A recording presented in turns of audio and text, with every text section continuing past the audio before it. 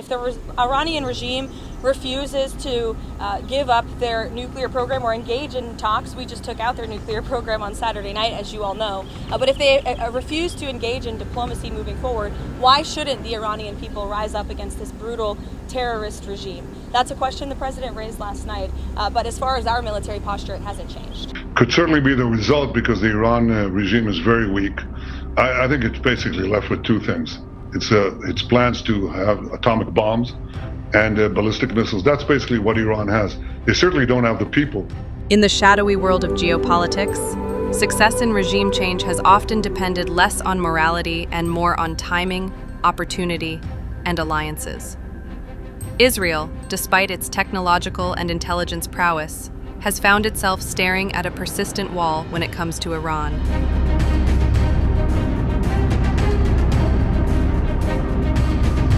A stark contrast to its indirect successes in Iraq and Libya.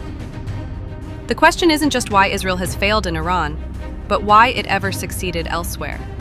If you take out Saddam's regime, I guarantee you that it will have enormous positive reverberations on the region. Back in 2003, when Saddam Hussein's regime in Iraq crumbled under the weight of a US-led invasion, the threat from Iraq stands alone. He is a danger. Saddam Hussein was a bad guy, right?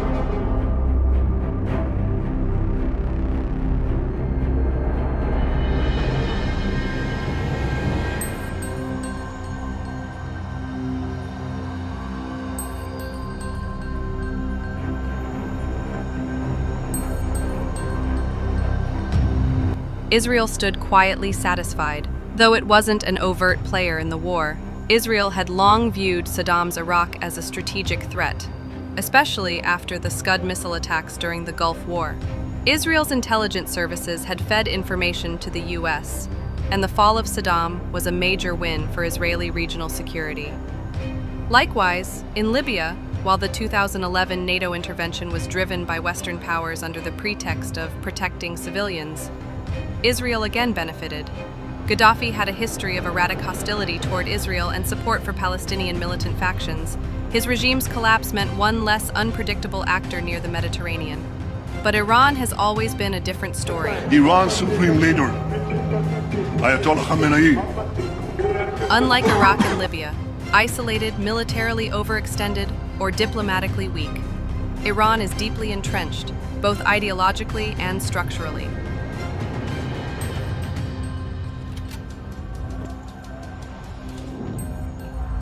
Since the Islamic Revolution of 1979, Iran's regime has cultivated a powerful narrative of resistance, with Israel cast as its ideological and geopolitical archenemy.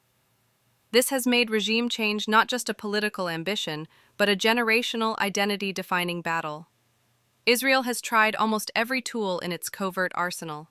Assassinations of Iranian nuclear scientists, cyber-sabotage like the infamous Stuxnet virus, psychological warfare, funding dissident groups like MEK, and extensive intelligence operations, all have taken their toll, but none have come close to toppling the regime. Iran's leadership, learning from Saddam and Gaddafi's downfalls, has invested heavily in internal suppression, surveillance, and regional proxy networks like Hezbollah, making the cost of foreign interference dangerously high. Another problem is international dynamics. Iraq and Libya were isolated on the world stage when they fell. Iran, despite sanctions, has maintained key alliances with Russia, Russia, Iran, and even cautious European partners, wary of another Middle East quagmire. These alliances provide not just diplomatic cover, but economic lifelines that insulate Iran from the kind of isolation that makes regimes collapse from within. Most critically, Iran's regime hasn't lost control of its narrative.